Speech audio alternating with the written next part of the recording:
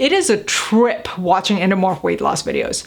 The way they talk, it's like you're doomed to forever fight your genetics. They tell you to cut down your carbs a lot, or in some cases, even go keto level low carb. They say you must exercise for an hour, 5 to 7 times a week, and the more intense the exercise, the better. And of course, you must also do weightlifting. One video even proclaims that if you stop moving, you'll stop keeping your lost weight off. I mean, wow, that's a lot to be asking of anyone. Who thinks this is sustainable? Raise your hand if you think it is. Anybody? As an ex-endomorph myself, I can tell you there's a lot of throwing the kitchen sink at you happening because people don't know how to advise you tailored to your body. So in this video, I'm first going to bust the top 3 myths about losing weight as an endomorph, because if you continue to believe them, everything I recommend you do, you're just not gonna do them. Hi Viva fam, Richa here, weight loss coach at coachviva.com. If you're an analytical thinker trying to lose weight, subscribe and hit the bell icon for new science-backed and practical videos every week.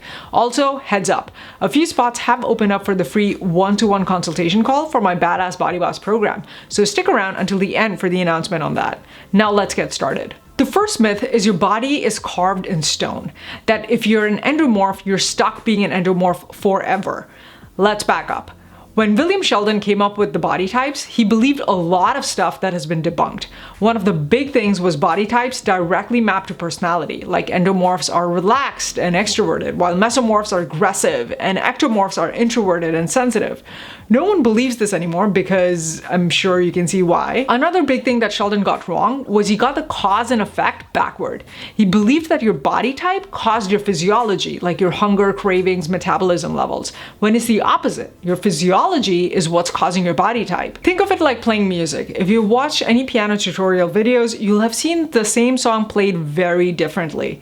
Some sound really easy to follow. I found a love for me, while others feel difficult to follow. well, I found a love for A minor inversion. Is it the song dictating how it's played? To some degree, yes, in that they're all creating the same melody. But to an equally significant degree, no, because the skills of the musician is causing the difference. The same thing happens with your body type. Just like the confines of a melody, your genetics and bone structure dictate the degree to which you can change your body. But to a significant degree, like the skills of a musician, your lifestyle choices dictate your current body type. So as you change your lifestyle choices, your physiology changes, which then changes your body type. This means you're not doomed to forever have a harder time staying in shape. This is the first thing you must believe, because otherwise you'll get trapped in myth number 2. The second myth is believing that you're going to forever be working harder than everyone else. That some people can just eat whatever they want while you're here counting every bite and every sip, and the second you eat a little more, you see a big weight gain. If you believe this, you're going to feel things are extremely unfair. And when you feel things are unfair, it is natural to rebel. Like when you're stressed and frustrated with how things are going or with life in general, it can be very easy to give into this sense of unfairness, thinking, why do I have to do this when everyone else can do whatever they like? And then you'll go ahead and throw back some pizza and ice cream. Having worked with hundreds of one-on-one students, let me tell you that unless you have a hormonal condition like PCOS, your metabolism is not any worse than others out there.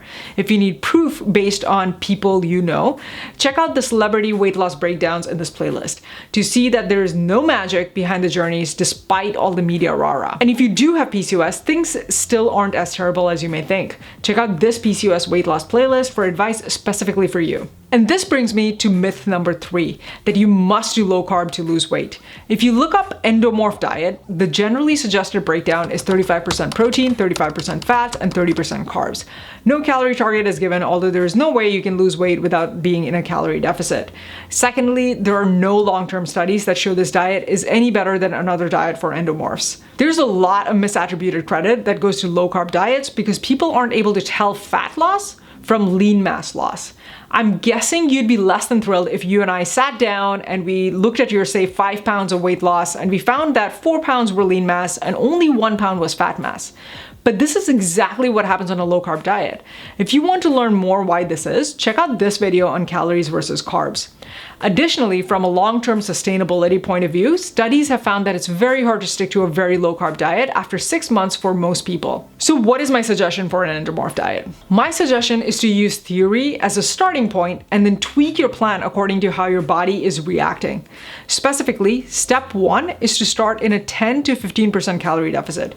You can use the TD calculator linked in the description below. If you have a desk job, pick sedentary as your activity level, and then pick the mild weight loss calorie target as the one to follow. Step 2 is to also make sure you're having enough protein, because this will keep you satiated for 3.5 to 4 hours after each meal, give a small boost to your metabolism, and preserve your muscle mass as you eat in a calorie deficit. I recommend multiplying the mild weight loss calorie target from step 1 by 0.18 and then dividing the result by 4. This gives you how many grams of protein to aim for daily. For example, if your mild weight loss calorie target was 1800, that means you want to aim for at least 81 grams of protein per day. Note that your calorie target is a less than goal, while your protein target is a more than goal. So in the example that I just gave, it's okay if you end up eating more than 81 grams of protein per day, as long as you're still averaging less than 1800 calories per day over the past 7 days. Step 3 is to come up with habit strategies for how to stick to your targets.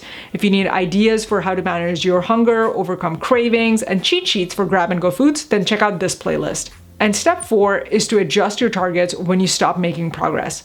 Check out this video to learn what to change when you get stuck. I have worked with hundreds of students one-on-one to guide them to success. And if you also want my help working through all of this, check out the Badass Body Boss program. The program is built for you if you 1. Value learning in depth the science and psychology behind the entire process, 2. Believe that weight loss need not be so complicated, that each method out there works for someone at some stage, and that you just need a clear plan for finding your methods for your stage, and 3. Are excited by the idea of working in a collaborative fashion with me to build your customized, sustainable roadmap to lifelong success. If that's you, good news. A few spots have opened up for a free one-to-one consultation call. Note, this is not a coaching call, and that booking a call does not guarantee you'll be admitted into the program. So if you're serious, click on the link in the description below to book a one-to-one consultation call for the Badass Body Boss program. And if you found this video helpful, please hit that like button, be sure to subscribe or follow us on Instagram, and share this video with whoever else you feel could use this information.